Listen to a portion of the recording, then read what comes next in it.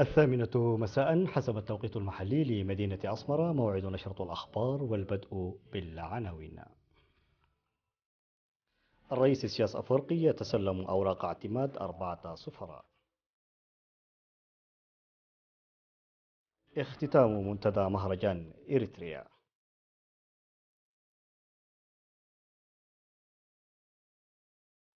موجة جفاف تضرب زيمبابوي. واستمرار الاحتجاجات في تركيا لليوم السابع على التوالي.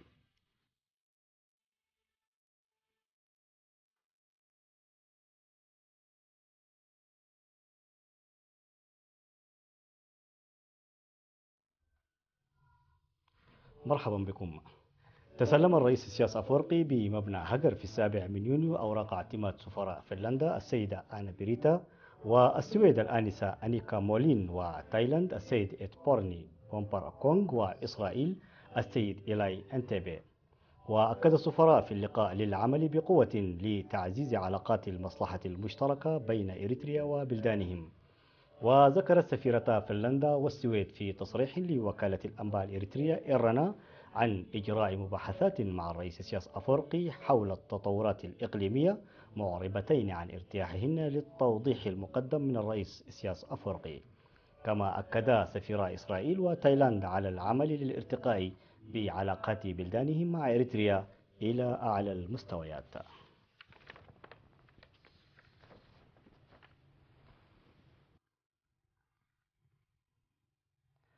بعث رئيس دولة الإمارات العربية المتحدة الشيخ خليفة بن زايد آل نهيان، ونائب رئيس دولة الإمارات العربية المتحدة حاكم دبي الشيخ محمد بن راشد آل مكتوم، ورئيس كينيا أوهورو كينياتا، وملك هولندا ويليام إلكسندر، ورئيس بوركينا فاسو بيليس كومباوري، ورئيس بنين بونياي، وسلطان سلطنة عمان قابوس بن سعيد، ببرقيات تهاني بمناسبة الذكرى 22 لاستقلال البلاد.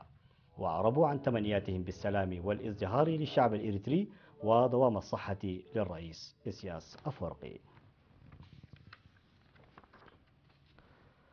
اختتم في 7 يونيو منتدى مهرجان إريتريا الذي افتتح في أرض المعارض الإكسبو بأسمرة في 6 يونيو لبحث تطور مهرجان إريتريا وأوضاعه الراهنة، وذلك بإصدار التوصيات والآراء الهامة. وقدم المشاركون في المنتدى بعد الاستماع للأوراق التقييمية عن قرى الأقاليم والرقصات والألعاب الشعبية والموسيقى والحكايات الشفهية التي تقدم في المهرجان، قدموا أفكارا بناءة للدفع بالإيجابيات وإزالة أوجه القصور للدفع والارتقاء بالمهرجان.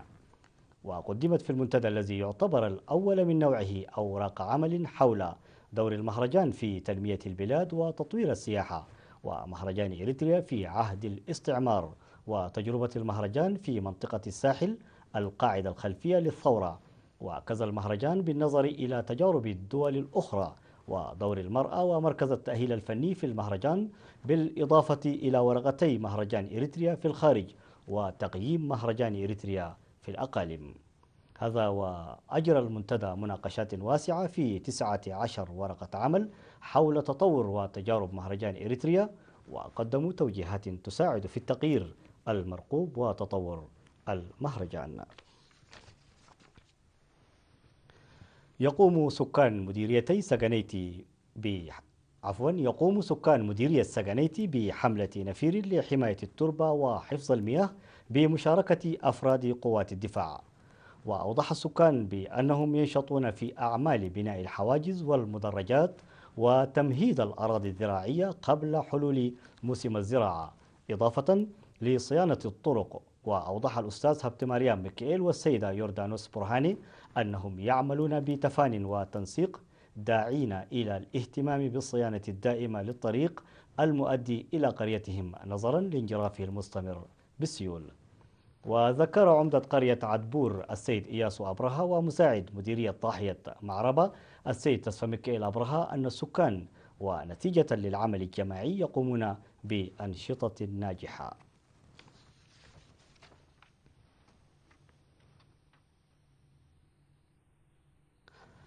أوضح المعلمون وأولياء الأمور في مديرية نقفة أن عدم تركيب الأبواب والنوافذ في المدارس الجديدة بمناطق اندلال وبقلة ولابا يؤثر سلبا على العملية التعليمية، داعين الجهات المختصة لإبداء الاهتمام، وأعربوا عن سعادتهم لقيام الحكومة ببناء مدارس حديثة في مناطقهم، مشيرين إلى أسفهم لعدم إكمال الأشياء البسيطة المتبقية. وأوضح الأستاذ إبراهيم إدريس والأستاذ إدريس محمد علي عن أملهما في تركيب الأبواب والنوافذ خلال فترة إجازة الخريف. وأوضح مدير مدرسة بقلة السيد محمد عثمان عن ارتفاع الوعي بالتعليم، مناشدا إكمال أعمال البناء المتبقية. وفي ذات السياق أشاد مدير ضاحية بقلة السيد صالح إدريس بالسرعة التي أظهرتها شركة البناء في تشييد المبنى، إلا أنهم اندهشوا للانتظار الطويل دون تركيب الأبواب والنوافذ رغم إنجاز المهام الكبيرة.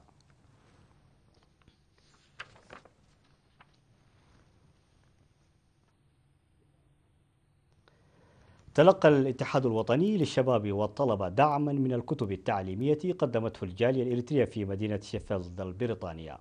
وشكر مسؤول القطاع الخارجي في الاتحاد السيد أبيل زمهرت في مراسم التسليم بمبادرة الجالية الإريترية في شيفيلد للارتقاء بقدرات الشباب المعرفية، مشيرا إلى أن الكتب ستوزع في مكتبات الإدارات وقوات الدفاع. وقال إن الدعم سيتواصل داعيا الجاليات الأخرى لحذو هذا العمل النبيل. وذكر الطالبان يوئيل يوناس وليديا أسمروم أن الدعم سيساهم في إرساء ثقافة القراءة لدى الشباب والطلاب.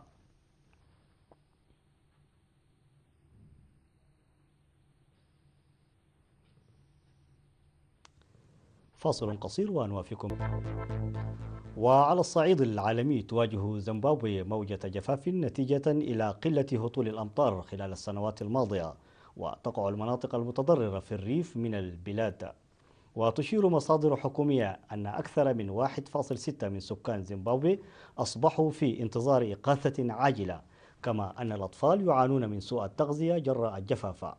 وطلبت حكومة زيمبابوي من زامبيا ما يقدر ب150 ألف طن من الذرة كحل مؤقت لمواجهة موجة الجفاف في البلاد. هذا وتشير مصادر الأخبار أن المساعدات المقدمة لا تصل كما ينبغي إلى متضرري الجفاف.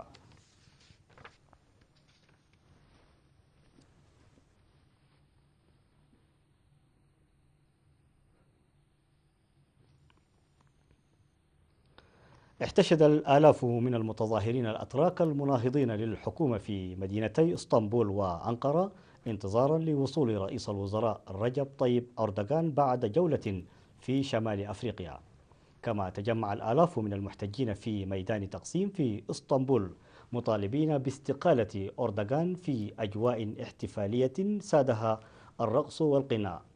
وفي غضون ذلك احتشد أكثر من 3000 شخص من أنصار رئيس الوزراء التركي أمام مطار اسطنبول ورفعوا لافتات تعبر عن تأييدهم له.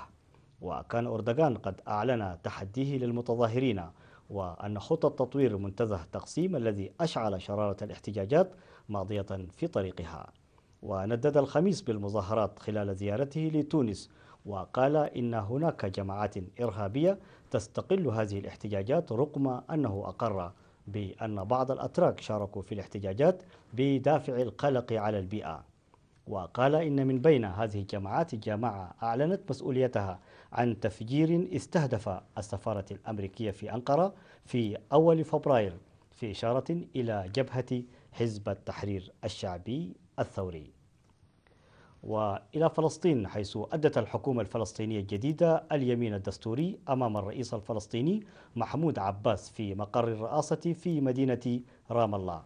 وأدى اليمين إلى جانب رئيس الوزراء الجديد رامي الحمد الله 23 وزيرا، منهم 8 وزراء جدد انضموا للتشكيلة الوزارية الجديدة. أبرزهم كان وزير المالية الفلسطيني شكري بشارة، وهو رجل أعمال فلسطيني. ومن الوزراء الجدد أيضا وزير الصحة جواد عواد، الذي شغل منصب نقيب الأطباء في السابق، ويبقي الطابع الأكاديمي على الوزراء الجدد المنضمين للحكومة الفلسطينية. واستحدثت التشكيلة الحكومية منصبين لنائبين لرئيس الوزراء.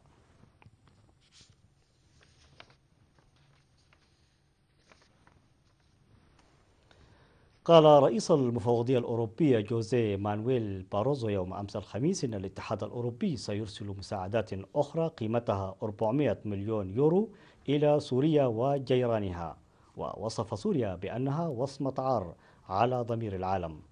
وأضاف باروزو: نحتاج إلى السماح بدخول المساعدات الإنسانية دون قيد أو شرط، ونحتاج إلى حكومة انتقالية شاملة للجميع. وقال متحدث باسم المفوضية وهي السلطة التنفيذية بالاتحاد الأوروبي إن المقصود بالمساعدات غير الإنسانية دعم ميزانيات دول مجاورة لسوريا تواجه صعوبة في التعامل مع التدفق الهائل للاجئين. وقالت مفوضية اللاجئين التابعة للأمم المتحدة الشهر الماضي أن أكثر من 1.5 مليون شخص فروا من سوريا، استقبل لبنان والأردن نحو الثلثين منهم. قالت إسرائيل يوم أمس الخميس إنها تأسف لقرار النمسا بسحب جنودها من قوة الأمم المتحدة لحفظ السلام في الجولان، وتأمل أن لا يجلب الانسحاب مزيدا من التصعيد إلى الحدود مع سوريا. جاء ذلك في بيان وزارة الخارجية الإسرائيلية، حيث أشاد البيان على مساهمة النمسا منذ وقت طويل في حفظ السلام بالشرق الأوسط. وأضاف البيان: تتوقع إسرائيل من الأمم المتحدة أن تدعم التزامها وفقا لقرار مجلس الأمن رقم 350 لعام 1974 الذي على أساسه شكلت قوة الأمم المتحدة لمراقبة فض الاشتباك. هذا وأعلنت النمسا عن سحب قواتها من الجولان بعد الاشتباكات التي وقعت بين قوات المعارضة السورية والقوات الحكومية. وقالت متحدثة باسم الأمم المتحدة إن انسحاب القوات النمساوية سيؤثر على قدرة القوات الدولية التي تراقب وقف إطلاق النار المستمر منذ عقود بين سوريا وإسرائيل. وتعزز هذه الأحداث قلق إسرائيل من أن يصبح الجولان نقطة انطلاق يستخدمها مسلحو المعارضة السورية في شن هجمات على إسرائيل. واصل السكان في مدينة ديرتسن الألمانية العمل خلال الليل لتدعيم الحمايات ضد الفيضان بعد بلوغ المياه في نهر إل بمستوى الذروة. ولا يزال الوضع حرجا في مدينة ديجين دروف الجنوبية، حيث انفجرت السدود الأربعاء. وقد أدت الفيضانات التي سببتها الأمطار الشديدة في موسم الربيع إلى وفاة 13 شخصا في أوروبا الوسطى. وحذرت المفوضية الأوروبية في بروكسل من نفاذ تمويل الطوارئ المخصص لمساعدة الدول المتضررة. وبلغت الأنهار في إقليم لوتس في وسط بولندا مستويات عالية خطيرة، وفي المجر يتوقع بلوغ مياه الفيضان الذروة في العاصمة بودابست بحلول الاثنين.